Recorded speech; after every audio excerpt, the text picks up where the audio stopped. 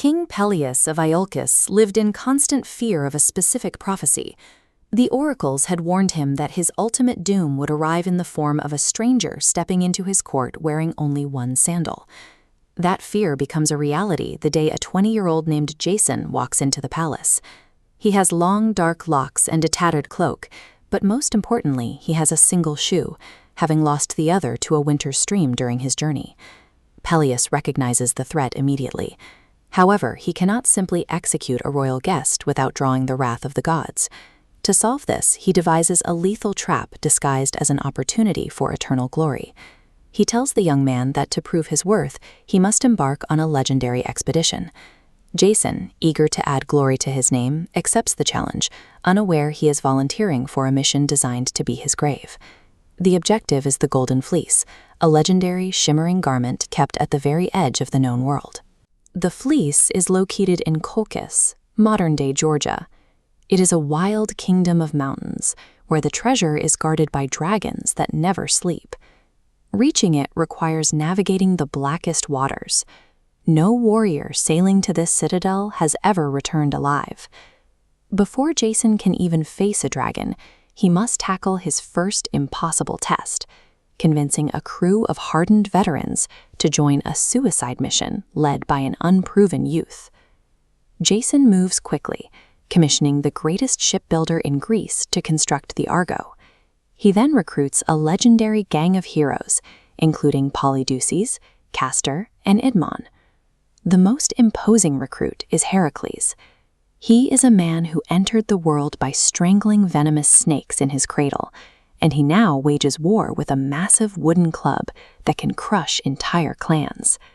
His presence creates immediate tension. Instigators like Idas openly mock Jason's scrawny frame, telling the crew that a boy cannot lead hardened heroes, and pushing for Heracles to take command instead. Heracles declines the offer. He insists that Jason remain the captain, officially leaving the young man in charge as the Argonauts shove the ship into the surf. While Jason retains the title of captain, he broods as they sail. He watches his crew from the helm, well aware that the men's eyes and loyalty remain fixed on the raw strength of Heracles on the middle bench.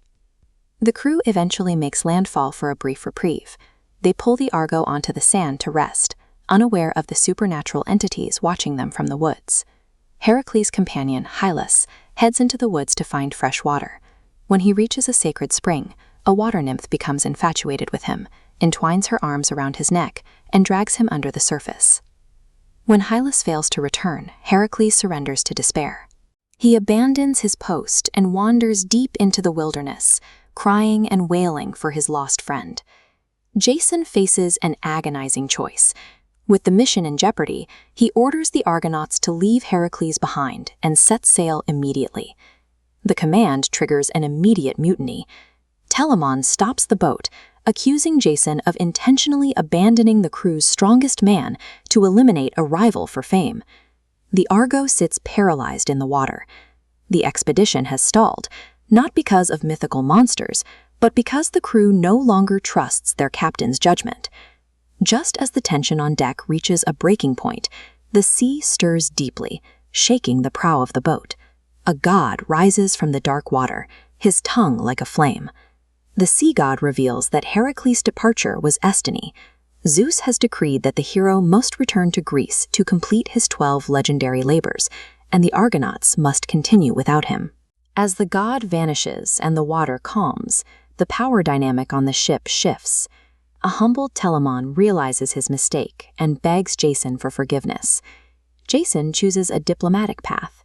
Instead of punishing Telamon for his insubordination, he acknowledges that the man spoke out of fierce loyalty to a friend.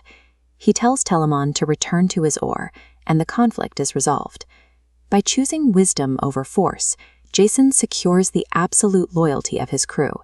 He is no longer just a boy with a title.